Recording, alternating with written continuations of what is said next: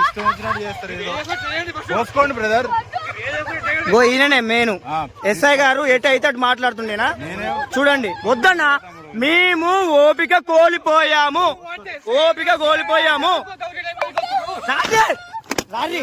ఏంది ఏంది ఏంది మాట్లాడు మాట్లాడు మాట్లాడు మాట్లాడు మాట్లాడు మాట్లాడు మాట్లాడు మాట్లాడయ్యా మాట్లాడయ్యా మాట్లాడు.